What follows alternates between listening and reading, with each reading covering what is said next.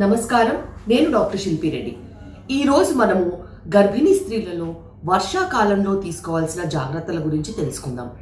వర్షాకాలంలో ఎక్కువగా తేమ, చెమ్మ అనేది మనకి బాగా ఎక్కువగా ఉంటుంది. అయితే ఇదే కాలంలో కూడా బయట నీళ్లు నిలవడం మూలాన చిన్న చిన్న సమస్యలు కూడా ఎక్కువగా అయ్యే ఛాన్సెస్ ఉంటాయి. అంటే మనం దోమల నివారణకి కనుక చర్యలు తీసుకున్నట్టయితే దోమలు ఎక్కువ అవుతే దోమల ద్వారా వచ్చే ప్రాబ్లమ్స్ కూడా ఎక్కువయ్యే అవకాశం ఉంటుంది. ఇందులో అతి ముఖ్యంగా ఈ వర్షాకాల సమయంలో వచ్చేది డెంగ్యూ, మలేరియా లాంటి సమస్యలు. ఇవన్నీ కూడా చాలా ముఖ్యంగా మనం గమనించుకోవాల్సిన విషయాలు. అయితే గర్భిణీ స్త్రీలలో అన్నిటికంటే ముఖ్యమైనది వర్షాకాలంలో చిన్న చిన్న ఫ్లూ లాంటి ప్రాబ్లమ్స్ రావడం. అంటే జ్వరం, దగ్గు, జలుబు, తలనొప్పులు, ఒళ్ళు నొప్పులు లాంటి సిమ్టమ్స్తోని కొన్ని రకాల జ్వరాలు వచ్చే అవకాశం ఉంటుంది.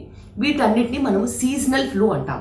అయితే సీజనల్ ఫ్లూకి గల కారణాలు ఎన్నో రకాల వైరల్ ఇన్ఫెక్షన్స్ ఉండొచ్చు. అది ఇన్ఫ్లుయెన్జా వైరస్ ఉండొచ్చు, రైనో వైరస్ ఉండొచ్చు, అలా రకరకాల వైరస్ ఉండొచ్చు.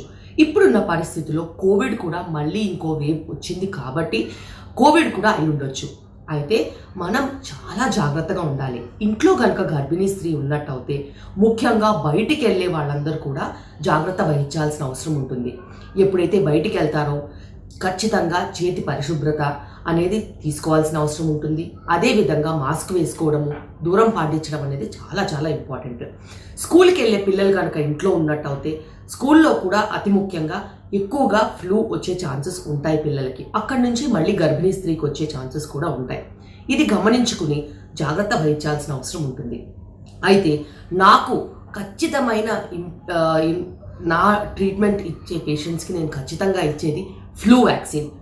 ప్రతి సంవత్సరం కనుక ఫ్లూ వ్యాక్సిన్ పిల్లలతో పాటు కలిసి తీసుకున్నట్టయితే ఈ సీజనల్ ఫ్లూ వచ్చే అవకాశం తక్కువగా ఉంటుంది.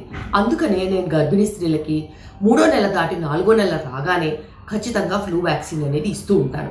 దాని మూలాన చిన్న చిన్న జ్వరాలు, దగ్గులు, జలుబులు అనేది రాకుండా ఉంటాయి. అయితే సీజనల్గా ఉంటుంది కాబట్టి ప్రతి సంవత్సరం ఫ్లూ వ్యాక్సిన్ వేరేగా వస్తుంది. ఆ సీజన్కి తగ్గట్టుగా ఫ్లూ వ్యాక్సిన్ అనేది తయారు చేయడం జరుగుతుంది. అది గమనించుకుని ఖచ్చితంగా ఆ సీజన్కి తగ్గట్టు ఆ సంవత్సరం ఫ్లూ వ్యాక్సిన్ తీసుకోవాల్సిన అవసరం అయితే ఎంతగానో ఉంటుంది. ఇవన్నీ ముఖ్యంగానే ఉండొచ్చు. అయితే ఇప్పుడున్న పరిస్థితిలో కోవిడ్ కూడా ఉంది కాబట్టి అధికంగా దగ్గు, జలుబు, జ్వరాలు లాంటివి ఏదైనా వచ్చినప్పుడు ఖచ్చితంగా డాక్టర్ని సంప్రదించడము, అది ఫిజిషియన్ అయితేనేమి, పల్మనాలజిస్ట్ అయితేనేమి, మీ గైనకాలజిస్ట్ కూడా ఇన్ఫర్మేషన్ ఇచ్చి చెకప్స్ ఎప్పుడు ఉన్నాయో అప్పుడు మళ్ళీ రీషెడ్యూల్ చేయించుకుంటూ వీళ్ళిద్దరికీ చూపించుకోవాల్సిన అవసరం ఎంతగానో ఉంది. అయితే ఇప్పుడున్న కోవిడ్లో ఎక్కువ సీరియస్నెస్ లేకపోయినా కూడాను చిన్న చిన్న ప్రాబ్లమ్స్, న్యూమోనియా లాంటి సమస్యలు, నీరు రావడము, ఆయాసంగా ఉండడము, ఊపిరి పీల్చుకోవడంలో కష్టంగా ఉండడము, ఇలాంటి సమస్యలు చూస్తున్నాం. ఖచ్చితంగా దానికి ఏదో ఒక రకమైన ట్రీట్మెంట్ అనేది అవసరం. ఫిజిషియన్, పల్మనాలజిస్ట్ని మట్టు ఖచ్చితంగా కన్సల్ట్ చేయాల్సిన అవసరం ఉంది. ఇవన్నీ మనము శ్వాసకోశకు సంబంధించిన ప్రాబ్లమ్స్. ఇది కాకుండా కూడా ఈ మాన్సూన్ అంటే వర్షాకాలంలో డెంగ్యూ, మలేరియా లాంటి సమస్యలు, దోమలతో వచ్చే సమస్యలు ఎంతగానో ప్రబలుతూ ఉంటాయి.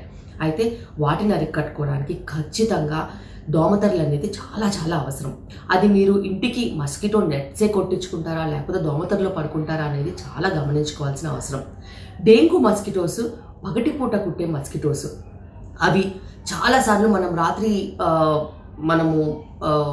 దోమతెరలు వేసుకొని పడుకుంటాం. అయితే పగటిపూట కుట్టే దోమల గురించి మనం పట్టించుకోం. ఇది కూడా మనం గమనించుకోవాల్సిన అవసరం ఉంది. పగటిపూట కుట్టే మస్కిటోస్తో డెంగ్యూ వచ్చే ఛాన్సెస్ ఉంటాయి. ఇప్పుడు ఎక్కువగా లాస్ట్ 2 నెలల నుంచి కూడాను డెంగ్యూ కేసెస్ ఎక్కువయ్యాయి. అయితే ఇది బయట ఉన్న మన పరిసరాలను కూడా మనం గమనించుకోవాల్సిన అవసరం ఉంది. ఎక్కడైతే నీళ్లు నిలబడతాయో, ఎక్కడైతే మురికి నీళ్లు కాకుండా ఫ్రెష్ వాటర్ కూడా నిలబడుతుందో, పూల కుండీలే అయి ఉండొచ్చు, టెర్రస్ పైన అయి ఉండొచ్చు, ఇంటి పక్కనే అయి ఉండొచ్చు, ఇవన్నీ కూడా మనం తొలగించుకోవాల్సిన అవసరం ఉంది. వీటిని గమనించుకుని మనము ఖచ్చితంగా చెక్ చేసుకోవాల్సిన అవసరం ఉంది. దోమల నివారణకి సరైన చర్యలు తీసుకోవాల్సిన అవసరం ఉంది. ఇవన్నిటితో పాటు చాలా ముఖ్యంగా ఈ సీజన్లో, ఈ వర్షాకాలంలో వచ్చే ప్రాబ్లమ్స్ ఫుడ్ పాయిజనింగ్. బయట ఫుడ్ అస్సలు తీసుకోవద్దు. ఫ్రిడ్జ్లో నుంచి మళ్ళీ రీహీట్ చేసుకున్న ఫుడ్ కూడా తినొద్దు. ఎందుకంటే బ్యాక్టీరియా, ఫంగస్ ఎక్కువగా డెవలప్ అయ్యే ఛాన్సెస్ ఉంటాయి. అయితే దాని మూలాన ఫుడ్ పాయిజనింగ్ కానీ, పొట్ట నొప్పి కానీ, లూజ్ మోషన్స్ కానీ, వామిటింగ్స్, విరోచనాలు, వాంతులు ఇలాంటి ఎన్నో రకాల సమస్యలు వచ్చే ఛాన్సెస్ ఉంటాయి. తరచుగా ఈ మధ్య కాలంలో కూడా గత 15-20 రోజులుగా మేము పేషెంట్స్ ఇంక్రీజ్ అయ్యారు. ఖచ్చితంగా ఎక్కువ మంది పొట్ట నొప్పి, దగ్గు, జలుబుతో పాటు లూజ్ మోషన్స్తో కూడా వస్తున్నారు. అయితే ఖచ్చితంగా వేడిగా వండిన ఆహారం తీసుకోవాల్సిన అవసరం ఉంది. ఫ్రిడ్జ్లో మళ్ళీ రీహీట్ చేసుకున్న ఆహారం తీసుకోవద్దు. బయట నిల్వ ఉన్న ఆహారం, బయట వదిలేసిన ఆహారం తీసుకున్నట్టయితే ఇలాంటి బౌల్ ఇన్ఫెక్షన్స్, బ్యాక్టీరియల్ కానీ ఏదైనా ఇన్ఫెక్షన్స్ వచ్చే ఛాన్సెస్ ఉంటాయి.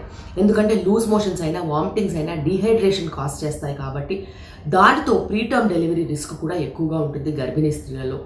ఇలాంటి సమస్యలు ఖచ్చితంగా మనం అరికట్టాల్సిన అవసరం ఉంది.